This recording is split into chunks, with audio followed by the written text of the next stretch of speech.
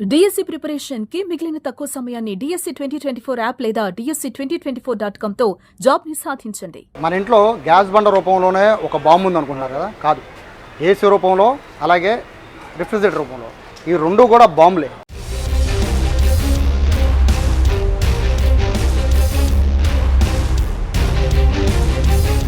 నిన్న చార్మినార్లో జరిగిన ఘటన చూసాం కదా, చాలా దారుణమైన ఘటన. ఏసీ కంప్రెషర్ పేలిపోయి అందులో ఉన్న ఈ గ్యాస్ లీక్ అయిపోయి దాదాపుగా 17 మంది దుర్మరణం పాలయ్యారు. చాలా చాలా బాధాకరమైన ఘటన. రెండు తెలుగు రాష్ట్రాలనే కాదు, దేశం మొత్తాన్ని కూడా కదిలిచేసింది.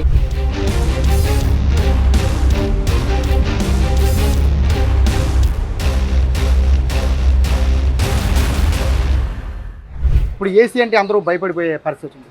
నిజంగా ఏసీ వల్ల ఇంత ప్రమాదం జరిగిందా అనేది అందరూ కూడా ఆశ్చర్యపోతున్నారు. ప్రస్తుతం నేను ఇప్పుడు విజయవాడ విజయ టాకీస్ దగ్గర ఉన్న ప్రస్తుతం విజయవాడ ఏసీ టెక్నీషియన్స్ అసోసియేషన్కి సంబంధించిన షాప్లో ఉన్నాను. అయితే దివాకర్ గారు ఉన్నారు, ఆయన ప్రెసిడెంట్ అసోసియేషన్ మొత్తానికి. ఏసీ టెక్నీషియన్స్ టెక్నీషియన్స్ అంతా కూడా వీళ్ళ దగ్గరే ఉంటారు. సో ఏసీ ఎలా లీక్ అయింది, ఏసీ లీక్ అవ్వకుండా ఏం చేయాలి, ఇటువంటివన్నీ కూడా వీళ్ళు రెగ్యులర్గా కస్టమర్స్కి చెప్తూ ఉంటారు. కానీ ఇట్లా ఘటనలో జరుగుతాయని కూడా వీళ్ళు కూడా ఊహించుంటారు. సార్ నమస్తే. మీరు ఎన్ని జాగ్రత్తలు చెప్పినా కూడా మీరు ఏసీ బిగించే ముందు చెప్తారు, బాగు చేసే ముందు చెప్తూ ఉంటారు. కానీ నిన్న చార్మినార్ దగ్గర జరిగిన ఘటన చాలా దారుణం. సో దానికి ప్రధాన కారణం ఏసీ కంప్రెషర్ పేలిపోవడం, గ్యాస్ లీక్ అవ్వడం అంటున్నారు. అవునండి, గ్యాస్ అనేది రకరకాలైన లీకేజెస్ ప్రాబ్లం ఉంటాయండి. ఇక్కడ ఫస్ట్ లీక్ ప్రాబ్లం ఏంటంటే సర్వీస్ ప్రాబ్లం. ఫస్ట్ ప్రాపర్గా సర్వీస్ చేయించుకోకపోవడం వల్ల ఖచ్చితంగా గ్యాస్ లీకేజ్ అనేవి అవుతాయి. అవి నేను మీకు ప్రాక్టికల్గా చూపిస్తాను. అసలు ఎక్కడ లీక్ అవుతాయి అంటే మీకు విజువలైజేషన్లో చూపిస్తాను. అయితే ఎందుకు లీక్ అవుతాయి అంటే అక్కడ రస్ట్ పట్టేస్తాయి. మన సర్వీస్ ప్రాపర్గా చేయించుకోకపోతే రస్ట్ పట్టేస్తాయి. ఆ రస్ట్ పట్టేసినప్పుడు మీకు ఇక్కడ ఒకసారి రండి, ఇక రస్ట్ ఈ రింగ్స్లో పట్టేస్తాయి. పట్టినప్పుడు మనకి ఈ రింగ్స్ అనమాట, ఇవి ఏసీకి వచ్చే రింగ్స్ ఇది కాయిల్, ఇది కాపర్ రింగ్స్. ఇక్కడ ఏమవుతుందంటే సర్వీస్ ప్రాపర్గా సర్వీస్ లేకపోవడం వల్ల ఇక్కడ ఏమవుతుందంటే మొత్తం స్కేల్ ఫామ్ అయిపోయి ఈ స్కేల్ అనేది ఇక్కడ ఉన్నదంతా ఆటోమేటిక్గా దీన్ని తినేస్తుంది. ఈ కాపర్ని తినేయడం వల్ల ఇక్కడ హోల్ పడిపోద్ది. ఈ హోల్ పడిపోవడం వల్ల ఆటోమేటిక్గా ఎయిర్ అనేది లోపలికి వెళ్ళిపోతుంది. వల్ల ఎయిర్ లోపలికి వెళ్తే ఆటోమేటిక్గా లోపల ఉన్న కంప్రెసర్లో ఆయిల్ కూడా మిక్స్ అయి ఉంటుంది. ఆయిల్ మిక్స్ అవ్వడం వల్ల ఏమవుతుందంటే ఆటోమేటిక్గా మనకి ఎప్పుడైనా సరే ఆయిల్ లోపల కంప్రెసర్లో రొటేట్ అవుతున్నప్పుడు ఆయిల్ ప్లస్ మన ఆక్సిజన్ రెండు మిక్స్ అయితే ఆటోమేటిక్ ఫైర్ అనేది జనరేట్ అయిపోతుంది.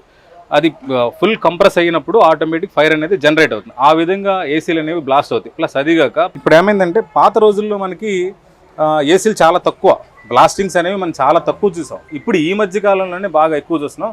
అదిగాక ఏంటంటే మనం ఇప్పుడు మేము పెట్రోలియం గ్యాసెస్ అంటున్నాము, 32 కానీ 410 గ్యాసెస్ కానీ మరి తర్వాత 22 గ్యాసెస్ కానీ మనకేమవుతుందంటే బాగా ఈ ఫైర్ వస్తుంది ఇందులో నుంచి.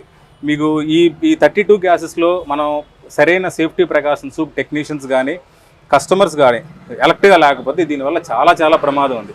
దీన్ని పేలవడం వల్ల ఇమీడియట్లీగా మనకేమవుతుందంటే దీన్ని పేలవడం వల్ల ఆటోమేటిక్ బ్రీతింగ్ లెవెల్స్ అనేవి పూర్తిగా పడిపోవడంతో ఇమీడియట్లీగా మనం స్పాట్లో డెడ్ అయిపోవడం జరిగింది. నిన్న జరిగిన సంఘటన కూడా అది ఎలక్ట్రికల్ ఫైర్ యాక్సిడెంట్ ప్లస్ అది వుడ్ వర్క్ మీద ఉండటం. ఇప్పుడు ఏసీ దాన్ని మెల్ట్ అయిపోవడంతో గ్యాస్ అనేది బయటికి రావడం జరిగింది. బయటికి రావడం వల్ల ఆటోమేటిక్గా అది పిల్లలు పడుకున్నట్టే చనిపోవడం జరిగింది. ఎందుకంటే వాళ్ళకి అన్కాన్షియస్లో ఉంటారు, పిల్లలంతా పడుకొని ఉంటారు. నిద్రలో ఉన్నప్పుడు ఆ మత్తులోంచి లెగిసి వెళ్ళాలన్న స్పృహ పిల్లలకి ఏముంటుంది, ఎవరికీ ఉండదు, పెద్దవాళ్ళకి ఎవరికీ ఉండదు. ఆటోమేటిక్గా ఆ నిద్రలోనే వాళ్ళు పాపం. అంటే మీరు చెప్తున్న ప్రకారం కాయిల్స్ అనేవి అవి డ్యామేజ్ అయితే కానీ లేదా వాటిల్లో ఏమన్నా సరిగా క్లీన్ చేయకపోతే లీకేజెస్ అన్నారు. గ్యాస్ కి ఎంత పవర్ ఉంటుందా? అంటే అందరూ కూడా ఏసీలో గ్యాస్ అయిపోయింది, జాగ్రత్త చూసుకోమని చెప్తారు. ఫస్ట్ మీ టెక్నీషియన్స్ కూడా వస్తూ ఉంటారు, గ్యాస్ లీకేజ్ గురించి చెప్తూ ఉంటారు. అయినా కూడా ఎలా గ్యాస్ లీక్ అవుతుంది? ఇక్కడ గ్యాస్ లీక్ అవడం అనేది ఏమవుతుందంటే సార్, అయినా ఏమో లీక్ అనేది మాత్రం 100% ఈ కాయిల్స్లోనే లీక్ అవ్వాలండి. లేదంటే మాత్రం అసలు ఎక్కడ లీక్ అవ్వదు, 100% లీక్ అవ్వదు.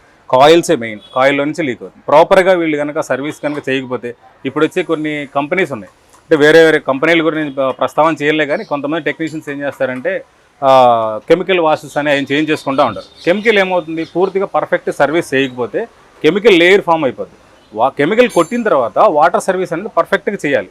అది చేయకపోతే ఎంతో కొంత లోపల ఇంజెక్ట్ అయ్యి ఉండిపోతుంది. ఆ ఇంజెక్ట్ అయ్యి ఉన్నది ఆటోమేటిక్ పైపుల్ని తినేయడం, అది గ్యాస్ బయటికి రావడం, ఆటోమేటిక్ తెలియక కస్టమర్ ఆన్ చేయడం, అది బ్లాస్ట్ అవ్వడం అనేది జరుగుతుంది.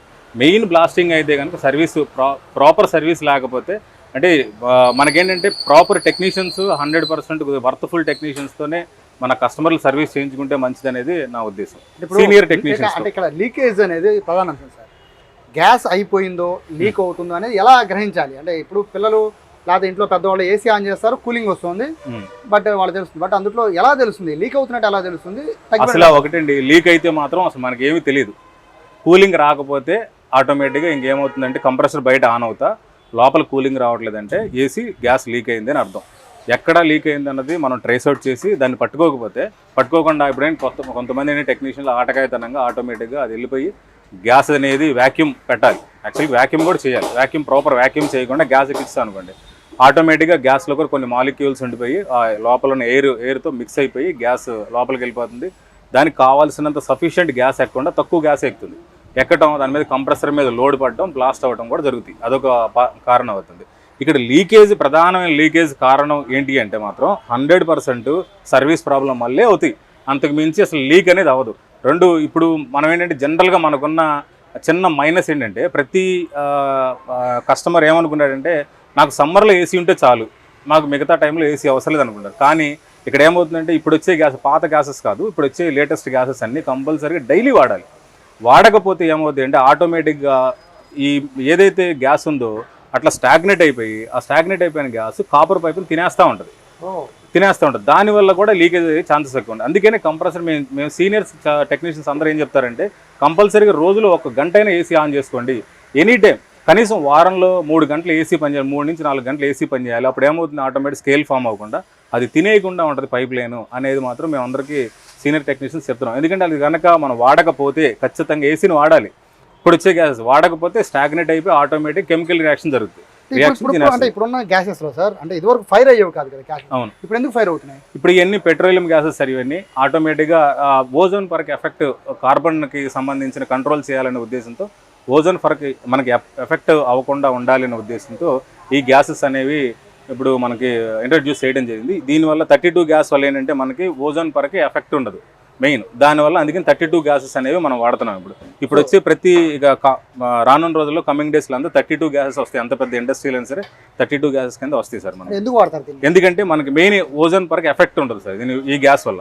మిగతా గ్యాసెస్ వల్ల మనకి ఏమవుతుందంటే కార్బన్ డైఆక్సైడ్ ఎక్కువ రిలీజ్ అవుతుంది, ఆటోమేటిక్ ఓజోన్ పరకి ఎఫెక్ట్ అవుతుంది, ఎన్విరాన్మెంట్ దెబ్బతింటుందని ఒక ఉద్దేశంతో దాన్ని కంట్రోల్ చేయాలి, ఎన్విరాన్మెంట్ని మన సొసైటీని కాపాడుకోవాలనే ఉద్దేశంతో దాన్ని ఇలా డెవలప్ చేయడం జరిగింది.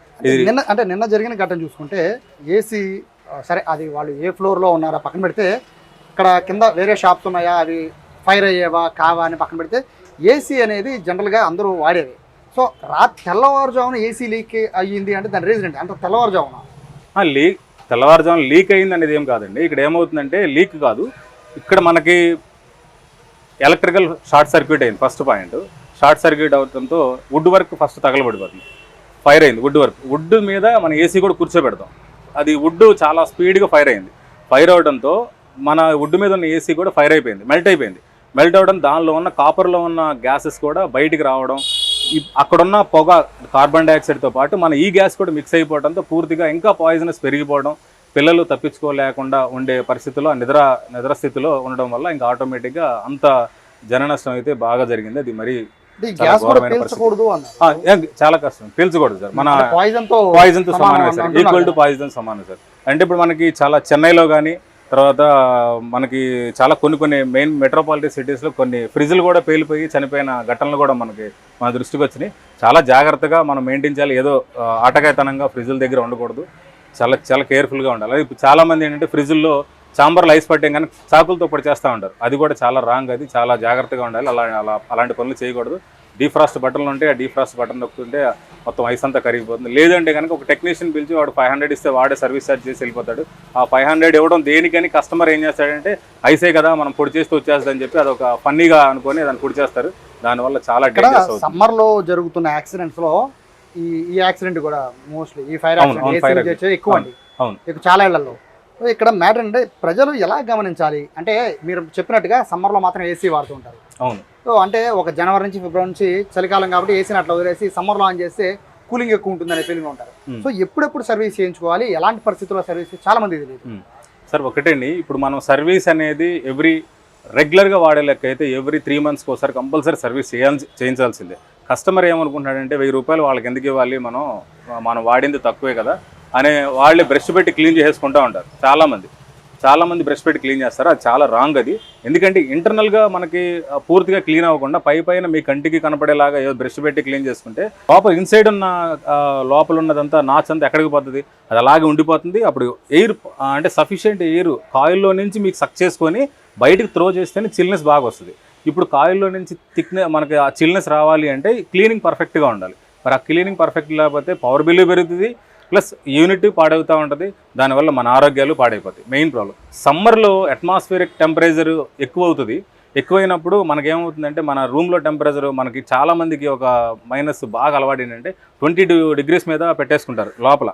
బయట ఏమో ట్రిప్ అవ్వదు. 22 రూమ్ టెంపరేచర్ 22 వచ్చిందాక కంప్రెసర్ రన్ అవుతానే ఉంటుంది. మరి రూమ్ టెంపరేచర్ 22 వచ్చిందా రన్ అవ్వాలంటే బయట అట్మాస్ఫియరిక్ టెంపరేచర్ మనకు వచ్చేసరికి ఇప్పుడు 48 దాకా కూడా ఉంది. లాస్ట్ ఇయర్ కొద్దిగా మనకి బాగా తక్కువ ఉంది, ఎండలు తక్కువ ఉన్నాయి. లాస్ట్ ఇయర్ మాత్రం 48 దాకా వెళ్ళిపోయినాయి. అప్పుడు అలాంటి టైంలో అట్మాస్ఫియరిక్ టెంపరేచర్ మనకు బాగా కంట్రోల్లో ఉంటేనే ఆ ఏసీలు అనేవి పనిచేస్తాయి. లేదంటే మాత్రం అవి కూడా ట్రిప్ అయిపోతూ ఉంటాయి. ఇప్పుడు ట్రిప్ అవ్వకుండా అలాగే ఏదైనా చేసి అలా పని చేసినాయి అనుకోండి, చేస్తే ఏమవుతుందంటే ఓవర్ హీట్కి కూడా బ్లాస్ట్ అయ్యే ఛాన్సెస్ ఎక్కువ ఉన్నాయి. ఇప్పుడు వచ్చే గ్యాసెస్కి ఓవర్ హీట్, ఎందుకంటే అది ప్రెషర్ ఎక్కువ తీసుకుంటుంది గ్యాస్, దానివల్ల కూడా బ్లాస్ట్ అయ్యే ఛాన్సెస్ ఎక్కువ ఉన్నాయి. దాన్ని కూడా దృష్టిలో పెట్టుకోవాలి. ప్రాపర్గా సర్వీస్ మాత్రం ఎవ్రీ 3 monthsకి ఒకసారి కంపల్సరీ రెగ్యులర్గా వాడేవాళ్ళు చేయించుకోవాలి. సో ఫైనల్గా చెప్పండి సార్, ఏసీల పేలిపోవడం అనే దాంట్లో చూస్తే పాత ఏసీలు కొత్త ఏసీలు అని ఒక వాదన వస్తుంది. పాత ఏసీలు పాడైపోతే దాని సర్వీస్ పేలిపోతాయి, కొత్త ఏసీలు కొత్తవి కదా 5 star రేటింగ్లో ఉన్నాయి కదా పెద్ద ప్రాబ్లం ఉండదు అనే 2 అపోహలు ఉన్నాయి. అది నిజంగా అపోహ నిజమా? లేదండి, అపోహ అని కాదులే. కానీ ఇక్కడ ఏమవుతుందంటే ఏ ఏసీ అయినా ఫంక్షనింగ్ ఒకటేనండి. పాత ఏసీ లేదు, కొత్త ఏసీ, ఫంక్షనింగ్ అంతా ఒకటే. దానిలో వాడే గ్యాసెస్ మన మెయింటెనెన్స్ మనం పర్ఫెక్ట్గా ఉండాలి. నేను ఫస్ట్ చెప్పేది ఏంటంటే కస్టమరు ప్రాపర్ టెక్నీషియన్ దగ్గర మీరు సర్వీస్ చేయించుకోకపోతే ఎవరో తెలిసిన వాళ్ళు వీళ్ళు తక్కువ చేస్తారు, వాళ్ళు తక్కువ చేస్తారు అని చేయించుకుంటే మాత్రం 100% ఇలాంటి సిచ్యువేషన్స్ ఎదురవుతాయి. ప్రాపర్గా సర్వీస్ చేయించుకోండి. ఒక సీనియర్ టెక్నీషియన్ గైడ్లైన్స్ తీసుకొని చేయించడం వల్ల దానివల్ల చాలా మనకు ఉపయోగం. నేను బయట ఆన్లైన్లో మనకి ఏమవుతుందంటే 300కే 499కే సర్వీసులు చేస్తాం అదని అంటూ ఉంటారు. కానీ దీనివల్ల ఏమవుతుంది, మనకి వాళ్ళు ప్రాపర్గా సర్వీస్ అవుతుందా అంటే అది ఎంత మటుకు కరెక్ట్ తెలియదు. ఇక్కడ మేమవుతుంది ఫుల్ ఫ్లెడ్జ్డ్గా ఒక ఏసీ తప్ప ఇంకొకటి ఏమి చేయం. మేము మా షాపుల్లో ఒక ఎయిర్ కండిషనింగ్కి సంబంధించి రిఫ్రిజిరేషన్ సెక్టర్కి సంబంధించిన మాత్రమే చేస్తాం. దీనివల్ల ఏమవుతుంది, మా ఫోకస్ అంతా దాని మీదే ఉంటుంది. దానివల్ల మీకు ఏమవుతుందంటే ఎక్కడ ఏ ప్రాబ్లం వస్తుందన్నా సరే ఇమీడియట్లీ కస్టమర్కి మేము ఫార్వర్డ్ చేయడం, దాన్ని ఆ కాస్ట్ కటింగ్ అనేది వాళ్ళకి తగ్గుతుంది. ప్లస్ 2 సర్వీస్ కూడా ప్రాపర్గా అవుతుంది. అది మెయిన్. రైట్. సో ఇది దివాకర్ గారు చెప్తున్నారు. ఆయన ఏసీ టెక్నీషియన్స్ అసోసియేషన్ మొత్తానికి అధ్యక్షుడు. సో వీళ్ళ దగ్గర 100 టెక్నీషియన్స్ ఉంటారు. వాళ్ళందరూ చెప్తున్న కంప్లైంట్ ఏంటి అంటే ఏసీ సంబంధించిన సర్వీస్ విషయంలోనే ప్రజలు చేస్తున్న నిర్లక్ష్యం. ఆ నిర్లక్ష్యం వల్లే ఇటువంటి గ్యాస్ లీకేజీలు కానీ కంప్రెషర్ పేలిపోవడం లాంటివి జరుగుతున్నాయి అన్నారు. ఖచ్చితంగా క్రమం తప్పకుండా పాత ఏసీనా కొత్త ఏసీనా పక్కన పెడితే క్రమం తప్పకుండా ఏసీలని కనుక మనం సర్వీసింగ్ చేస్తూ ఉంటే ప్రమాదాలు నివారించవచ్చు అని చెప్తున్నారు. నిన్న జరిగిన ఘటనలో అయితే 17 మంది చనిపోవడానికి ప్రధాన కారణం ఏసీకి ఉపయోగించే కంప్రెషర్లో నింపే ఈ గ్యాస్. సో వీటిని దృష్టిలో పెట్టుకొని సమ్మర్ కదా అని లైట్ తీసుకోకుండా ఖచ్చితంగా ఏసీ సర్వీస్ మీద ప్రజలంతా దృష్టి పెట్టాలని చెప్పి సుమన్ టీవీ కోరుకుంటుంది. కెమెరా పర్సన్ కృష్ణతో సాయి, సుమన్ టీవీ, విజయవాడ.